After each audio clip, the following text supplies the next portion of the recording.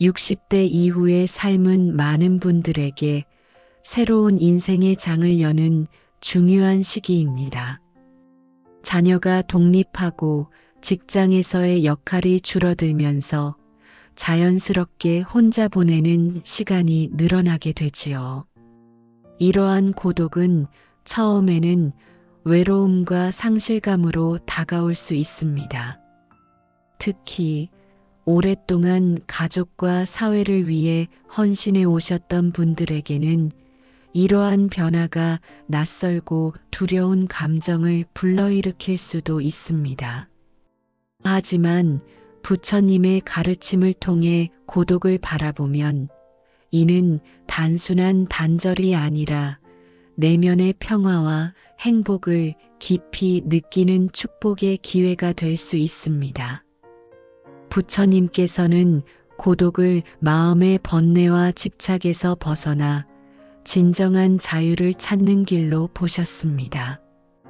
60대 이후의 삶에서 고독은 자신을 돌아보고 자존감을 높이며 노후의 행복을 새롭게 발견하는 소중한 시간이 될 수 있습니다. 이 글에서는 60대 이후의 고독이 어떻게 행복으로 이어질 수 있는지, 고독을 긍정적으로 받아들이는 방법, 그리고 이를 통해 자존감을 높이며 노후의 삶을 더욱 풍요롭게 만드는 방안을 부처님의 가르침과 함께 자세히 탐구해 보겠습니다. 또한 고독을 행복으로 바꾸는 실천적인 방법과 실제 사례를 통해 여러분께 실질적인 도움을 드리고자 합니다.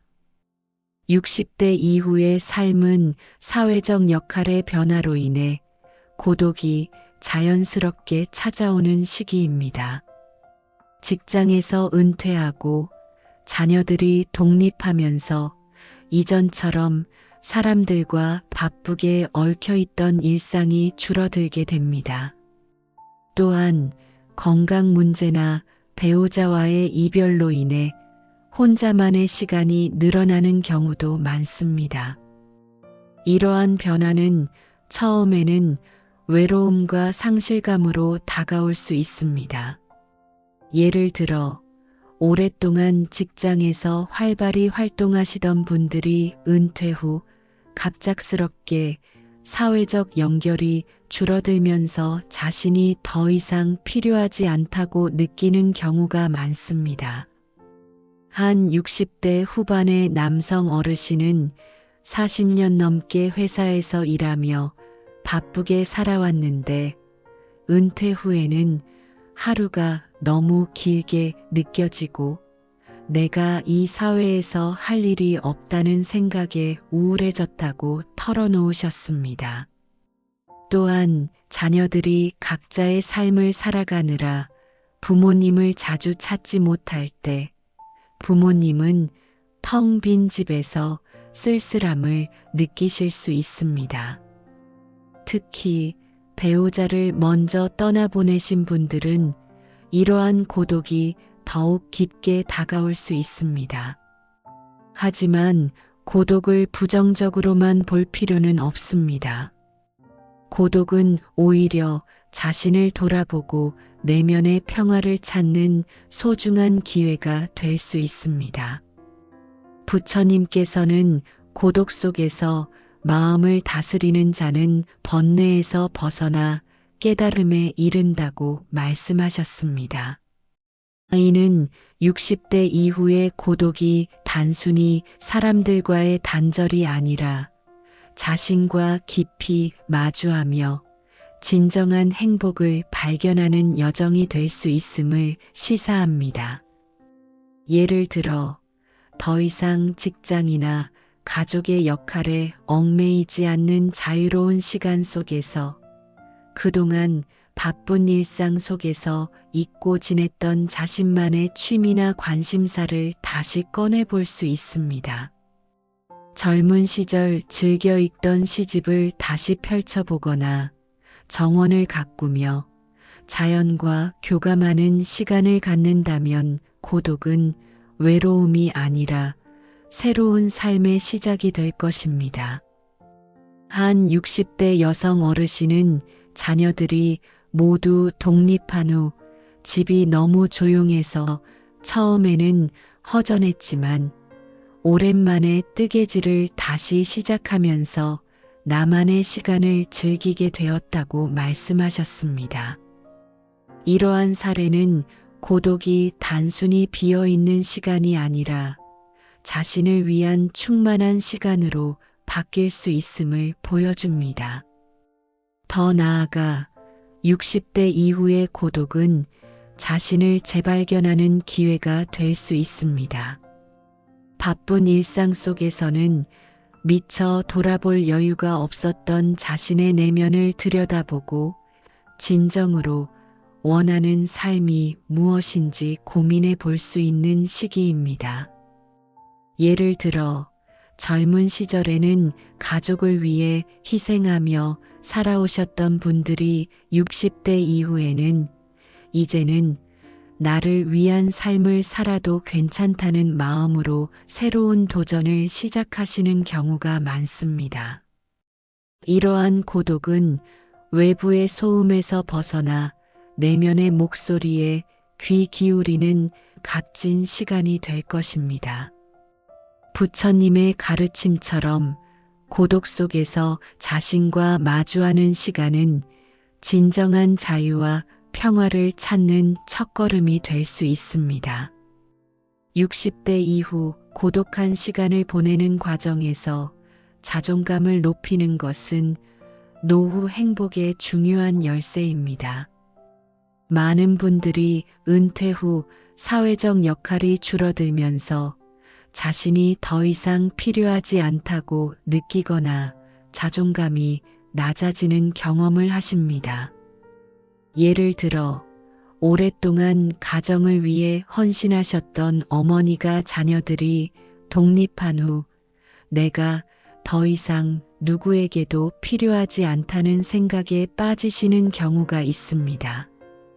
또한 직장에서 리더로 활약하시던 분들이 은퇴 후 사회적 인정과 교류가 줄어들면서 자존감이 흔들리는 경우도 많습니다.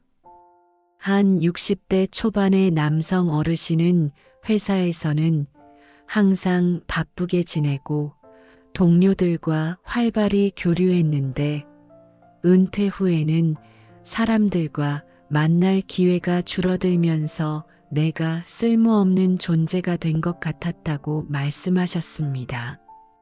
이러한 상황에서 고독은 자존감을 낮추는 원인이 아니라 오히려 자존감을 회복하고 자신을 재발견하는 기회가 될 수 있습니다. 부처님께서는 모든 존재가 본래 완전하며 외부의 인정이나 물질적 성취가 아닌 내면의 평화에서 진정한 가치를 찾을 수 있다고 가르치셨습니다. 이는 60대 이후 고독한 시간을 통해 자존감을 높이는데 큰 지혜를 줍니다.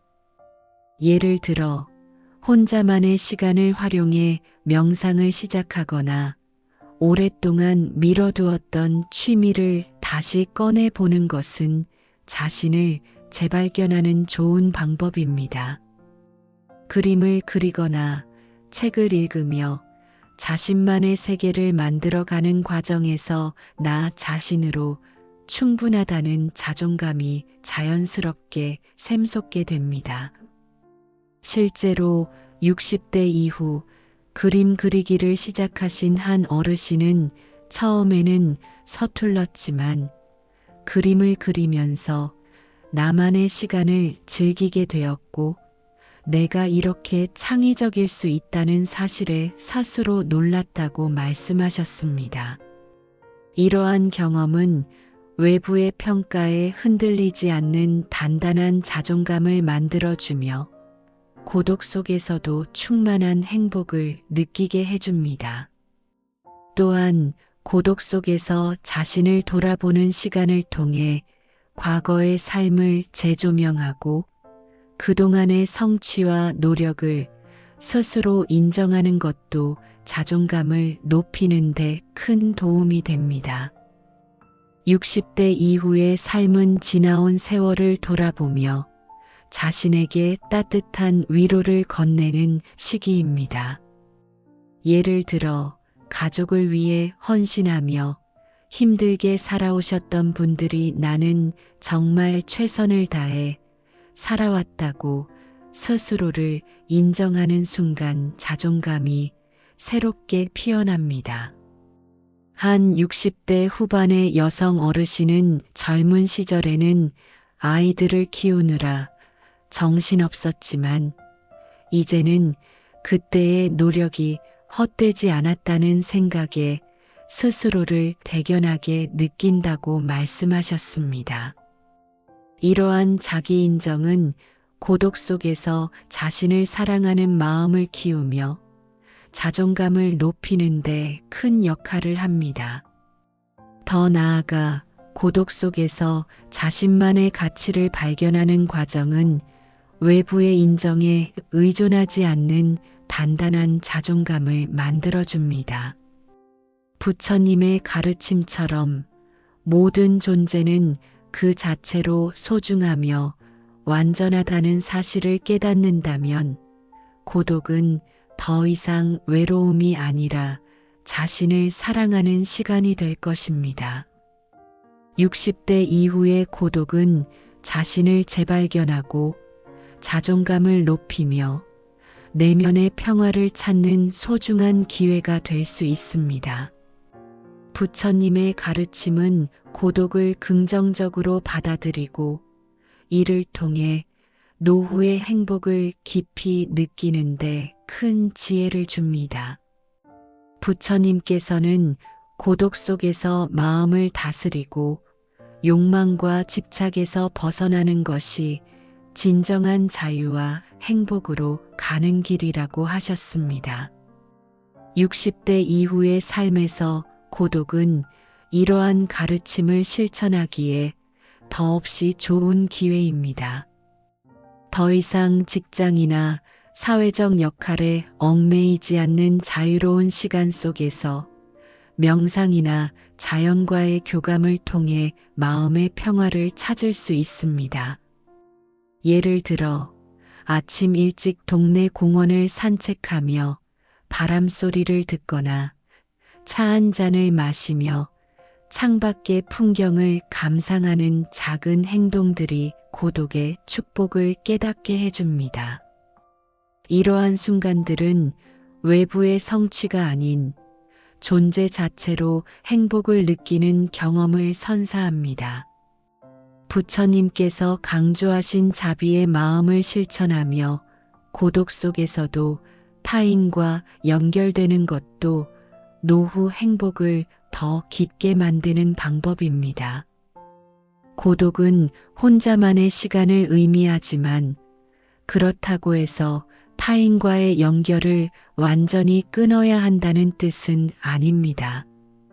예를 들어 지역사회에서 소외된 이웃을 돕는 봉사활동에 참여하거나 손주들에게 삶의 지혜를 나누는 시간을 갖는다면 고독이 외로움이 아니라 타인과 더 깊은 연결로 이어질 수 있습니다. 실제로 60대 이후 봉사활동을 시작하신 한 어르신은 혼자 있는 시간이 많아졌지만 봉사를 통해 누군가에게 도움이 된다는 사실이 나를 더 행복하게 만들었다고 말씀하셨습니다. 이러한 활동은 고독 속에서도 따뜻한 인간관계를 유지하게 해주며 노후의 삶을 더욱 풍요롭게 만듭니다. 또한 부처님의 가르침 중 무소유의 정신은 60대 이후 고독 속에서 행복을 찾는 데 큰 깨달음을 줍니다. 무소유는 물질적 소유를 내려놓는 것뿐만 아니라 외부의 인정이나 사회적 역할에 대한 집착을 내려놓는 것을 의미합니다.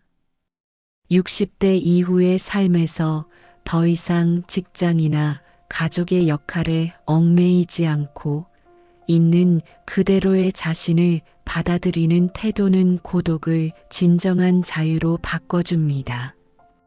예를 들어, 더 이상 남들에게 잘 보이기 위해 애쓰지 않고 자신만의 속도로 삶을 즐기는 태도는 노후의 행복을 더욱 깊게 만들어줍니다.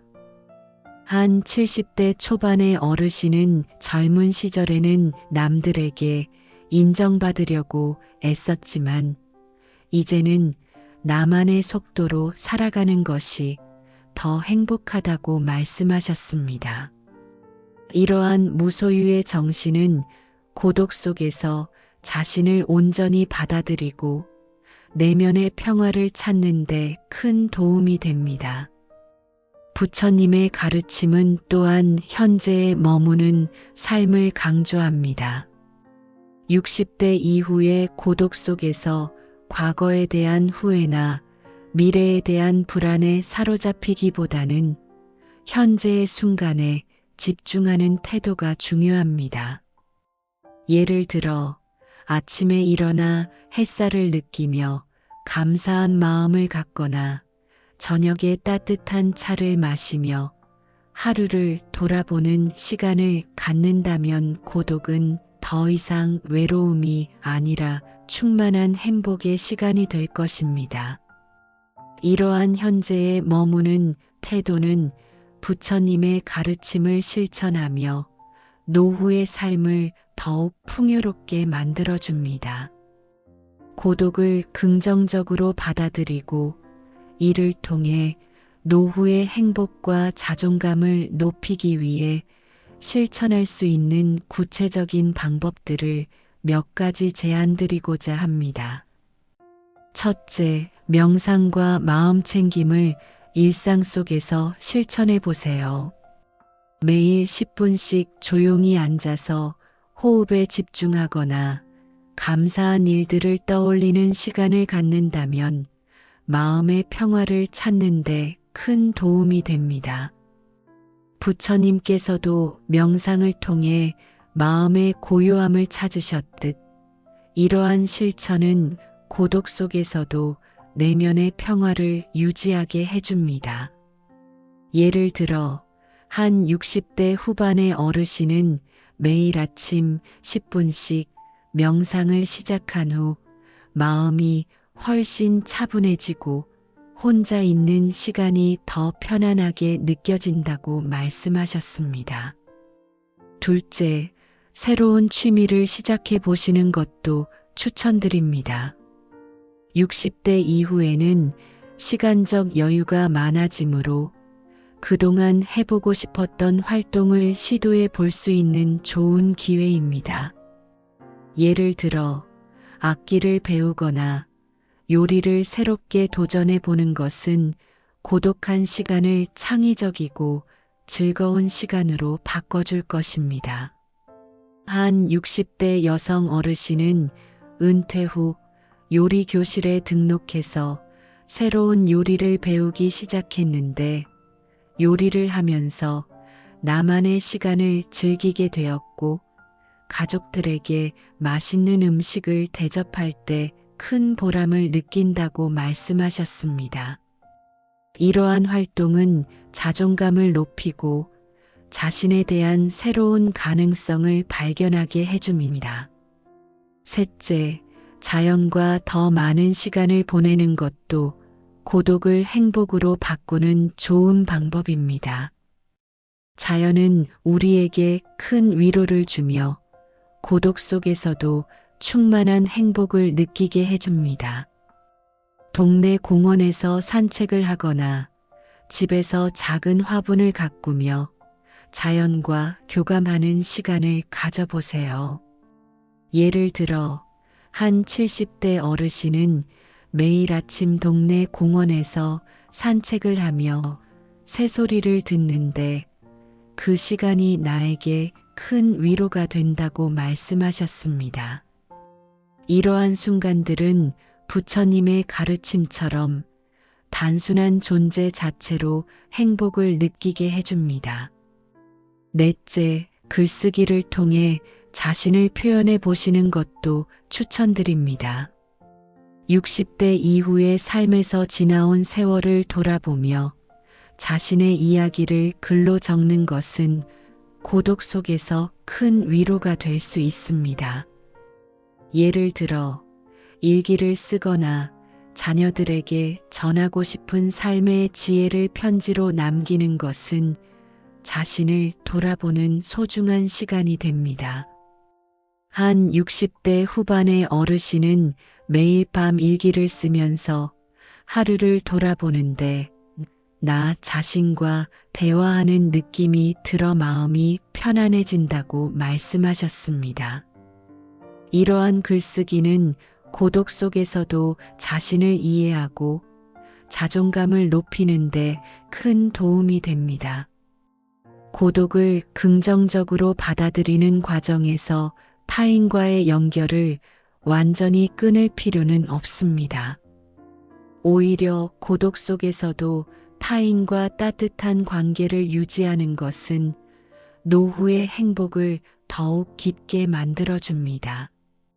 부처님께서 강조하신 자비의 마음을 실천하며 고독 속에서도 타인과 연결될 수 있는 방법을 찾아보는 것이 중요합니다.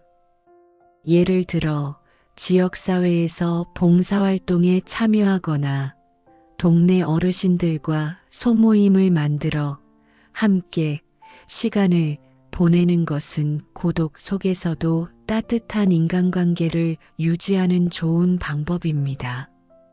한 60대 후반의 어르신은 동네 독거노인들을 위한 급식 봉사에 참여하면서 새로운 친구들을 사귀게 되었고 누군가에게 도움이 된다는 사실이 나를 더 행복하게 만들었다고 말씀하셨습니다. 또한 가족과의 관계를 새롭게 다져보는 것도 고독 속에서 행복을 찾는 방법입니다. 자녀들이 독립했다고 해서 가족과의 연결이 완전히 끊어지는 것은 아닙니다.